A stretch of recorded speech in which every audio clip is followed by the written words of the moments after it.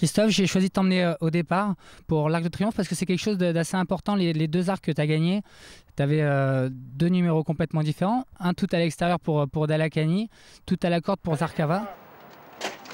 L'avantage que j'avais surtout avec Dalakani, c'est que c'est un cheval assez facile à monter, qui était assez véloce, qui avait de la vitesse en partant et qui en même temps pouvait être placé un peu où on voulait, qui avait une longue accélération. Donc au final, vu que j'avais une grande confiance en lui, que je le connaissais bien, j'étais pas trop embêté par ce numéro-là, même si, sans me tromper, on m'avait dit qu'on n'avait jamais gagné l'Arc avec ce numéro-là à l'extérieur.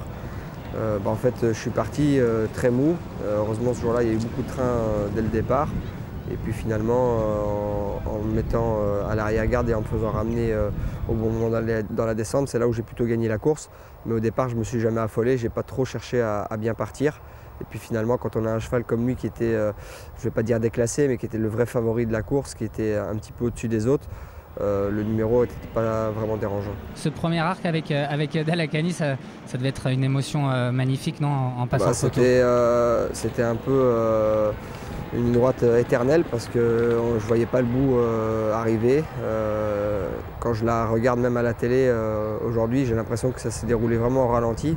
Et c'est des moments vraiment précieux que je garderai à tout jamais en moi. Dalakani qui a toujours le meilleur devant Mubtaker.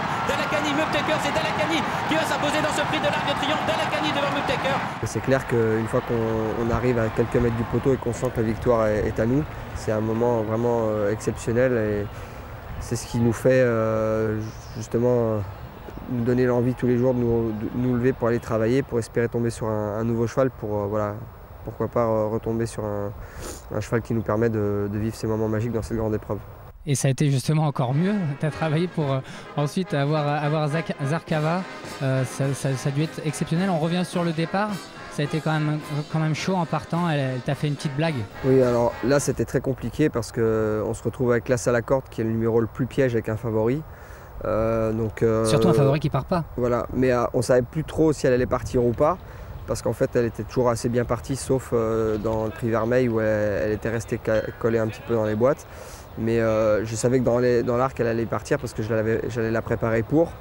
Ce qui m'avait gêné, c'est qu'une fois que je suis rentré dans les boîtes, je me suis rendu compte qu'il y avait une fausse lisse à droite qui laissait une marge de 3-4 mètres pour qu'elle fasse une petite bêtise s'il y avait occasion d'en faire une. Et heureusement, à ce moment-là, j'ai tout de suite pris mon bâton à droite pour éviter qu'elle fasse quelque chose.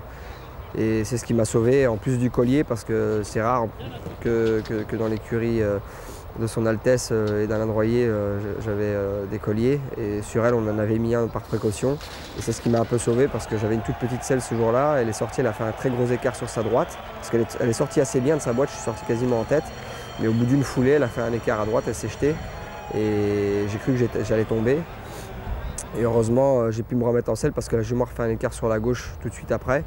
Donc c'était un grand moment de tension, un grand coup d'adrénaline. Je ne veux pas dire que j'ai passé un bon moment, loin de là, mais finalement j'étais vite en confiance parce qu'au bout de 20 mètres de course, je sentais que j'étais dans le paquet au moment opportun. Et finalement, j'étais pas trop près dans le parcours, ce qui fait que les autres m'avaient peut-être un petit peu oublié. Et c'est la chance que j'ai eue parce qu'avec l'As à la corde, quand on est 3, 4, 5 dans le parcours, on peut vite se faire enfermer, se retrouver derrière des mauvais chevaux qui craquent de bonne heure.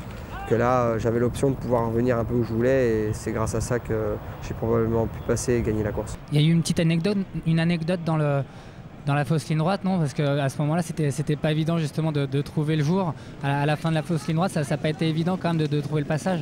C'est la première fois que je l'avais mis vraiment comme ça au milieu d'un paquet collé le long du rail. Donc il fallait vraiment bien observer devant ce qui allait se dérouler. Malheureusement, il y avait un cheval ou deux devant qui commençait à craquer de bonne heure et que je voyais arriver assez vite sur nous. Donc il a fallu essayer de trouver le bon chemin pour venir à l'extérieur. J'ai appelé plusieurs fois plusieurs jockeys pour leur prévenir que j'allais arriver. Et à ce moment-là, ils m'ont entendu arriver. Ils ont plutôt voulu me gêner que de m'ouvrir. Et finalement, la deuxième fois que j'ai appelé, j'ai fait comme si je voulais venir à l'extérieur. Donc le jockey est reparti à l'extérieur pour essayer de me rebloquer une deuxième fois. Et puis heureusement, j'ai pu passer à la corde et c'est ce qui a fait la différence. Et après, elle s'envole comme une reine, comme une craque, non? Ça a dû être impressionnant. En fait, moi, le but, c'était d'essayer de gagner le plus facilement possible parce que je pensais que derrière ça, elle allait recourir encore. Donc c'est pour essayer de garder encore du jus, ce qui est assez exceptionnel parce qu'en général, quand on court l'arc, on pense que c'est l'apothéose et qu'on doit tout demander. Et puis finalement, j'avais encore une vitesse dans les mains et c'est ça qui était assez exceptionnel avec cette pouliche, c'est qu'elle était capable de terrasser les meilleurs chevaux du monde en 100 mètres et derrière on avait encore plein de gaz dans les mains, donc c'était vraiment un moment magique. C'est pour cette année, tu penses, un autre Arc de Triomphe? Cette année, je pense que j'aurai une grande chance de finir à l'arrivée. Pourquoi pas le gagner? Ça dépendra surtout du parcours parce que dans l'arc, on a beau avoir un très bon cheval, il faut surtout avoir le bon parcours parce que je pense que cette année c'est un arc assez ouvert, ça va plutôt se dérouler sur celui qui aura un bon passage au bon moment et un parcours idéal. Pour moi il n'y a pas de grand favori, mais je pense que mon cheval pourra faire partie des chevaux très dangereux. Maintenant il faut toujours se méfier de tout et en tout cas même si ce n'est pas cette année, je compte bien en regagner encore un ou deux avant la fin de ma carrière. J'ai encore 10 ans devant moi à peu près, donc si j'ai la chance de retomber sur des chevaux exceptionnels comme Zarkava Dalakani, ce sera bien sûr encore plus facile que cette année. Mais je crois qu'Orfèvre est un très grand cheval et si logiquement il monte en condition sur ce qu'il a montré la dernière fois dans le Prix Foix, on va pas être loin du compte.